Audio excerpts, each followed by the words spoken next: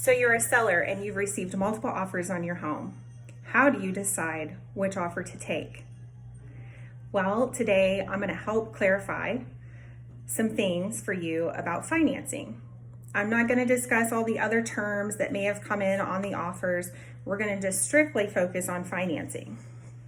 The reason I'm doing this is because there's a huge misconception about FHA financing and the buyers who are using this type of financing.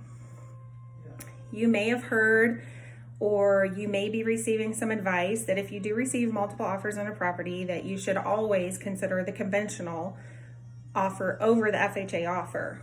And sometimes that may be the case, but I would like to give you as much information as possible so you can make an informed decision, because it could be that your FHA buyer is just as worthy as your conventional buyer and just as likely to close, because at the end of the day, that's what you're wanting. You just want to get to the closing table without any hiccups, right? Okay. So I think the first misconception about FHA financing is that the buyer may have poor credit or the buyer doesn't have any money. And that's not always the case. So let's talk about some different scenarios. First of all, the poor credit.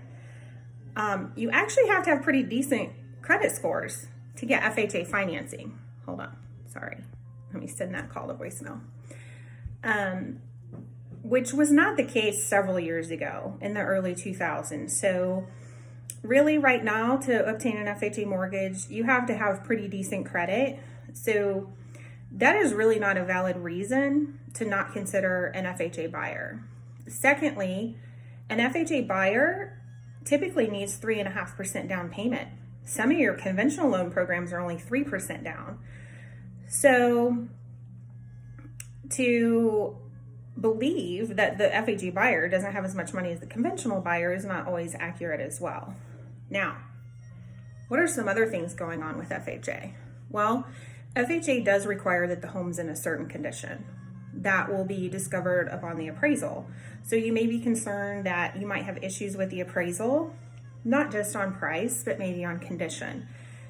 But these things are pretty major things that honestly, they should have been dealt with before you put the house on the market anyway.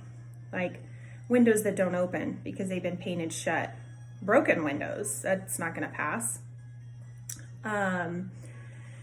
If the roof is bad, and what I mean by bad is it's leaking, missing shingles, things like that, not just normal wear and tear. So you should not be concerned about a roof unless it has significant damage. Any major defects as defined by the state of Indiana is not going to pass an FHA appraisal. But honestly, you're going to have that issue come up on an inspection with a conventional buyer as well. So these are just reasons that I believe people are hesitant to work with an FHA buyer.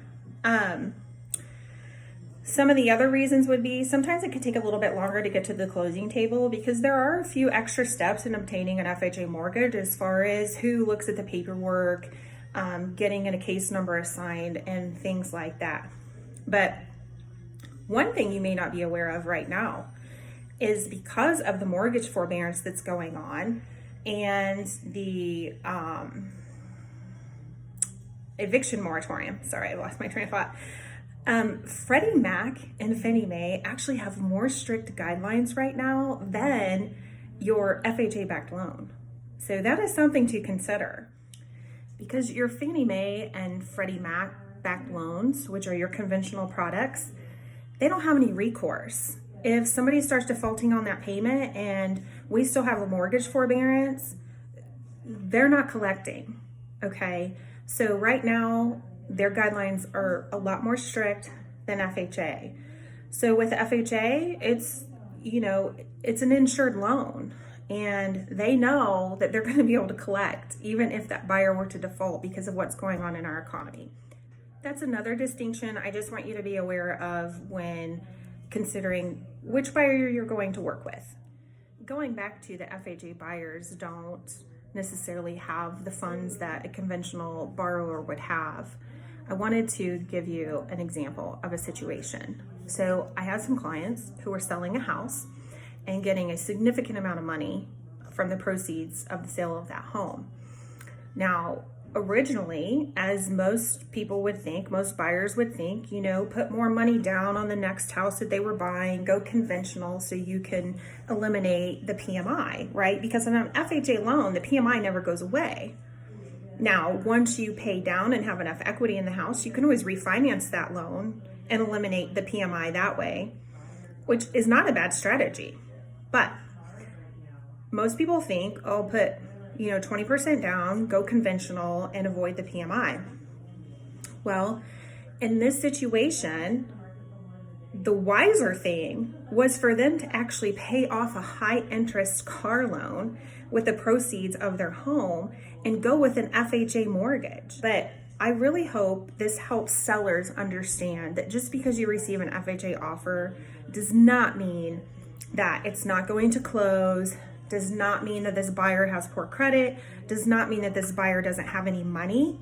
It could just mean that this buyer is making wiser financial decisions and deciding to go with an FHA product so they can take that down payment that they had, whether it be $40,000, $60,000, $70,000, and pay off some other debt that has a higher interest rate. All day long, you would do that to save money. So I hope this helps clear up some things, and best wishes on selling your home.